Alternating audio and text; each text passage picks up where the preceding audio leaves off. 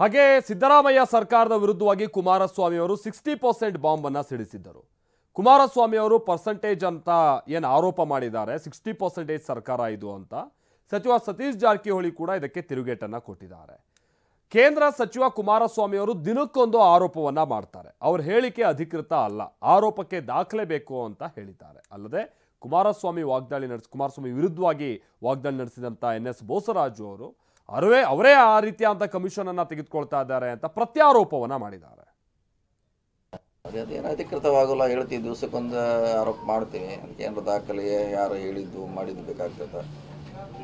ಸುಮ್ಮನೆ ನಮ್ಮ ರಾಜಕೀಯ ಆರೋಪ ಅಷ್ಟೇ, ಅದಕ್ಕೆ ನಮ್ಮದು ರಾಜಕೀಯ ಆ ರೀತಿ ಉತ್ತರ ಕೊಡ್ತೀವಿ ಅಷ್ಟೇ, ಅದಕ್ಕೇನು ಯಾವುದೋ ಮಾತಿರಲ್ಲ. ಅವರ ಆತಂಕ ತೋರಿಸ್ತದೆ ಕುಮಾರಸ್ವಾಮಿ ಅವ್ರದ್ದು. ಹಾಗಾಗಿ ಹೇಳ್ತಿದ್ದಾರೆ, ಇವತ್ತೇ ಹೇಳಿಲ್ಲ ಅವರು, ಹಾಗಾಗಿ ಅವರು ಮಾಡಿದ್ರು ನಮ್ಗೆ ಮಾಡಬೇಕು ಅಂತೇಳಿ.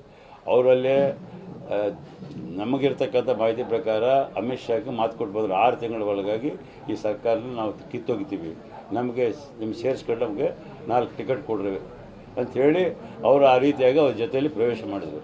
ಅವರಿಂದ ಆಗ್ತಾಯಿಲ್ಲ. ಅದನ್ನು ಬಿಟ್ಟು ಈ ರೀತಿಯಾಗಿ ಈಗ ಅವ್ರಿಗೆ ಆತಂಕ ಹಾಕ್ಯದ.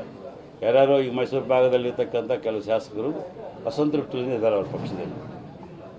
ಅವರು ಕೇಳೋದಿಲ್ಲ, ಕರೆಯೋದಿಲ್ಲ, ಮಾತಾಡೋದಿಲ್ಲ, ವೈಯಕ್ತಿಕವಾಗಿ ಅವ್ರ ಫ್ಯಾಮಿಲಿ ಕುಟುಂಬದೇ ಮಾಡ್ಕೊಂಡು ಹೋಗ್ತಾರೆ. ನಿಖಿಲ್ನ ಈ ರೀತಿ ಈಗ 3 ಸಲ ಸೋಲಿಸ್ಲಿಕ್ಕೆ ಕಾರಣ ಅವ್ರ ಕುಟುಂಬನೇ ಅವರು.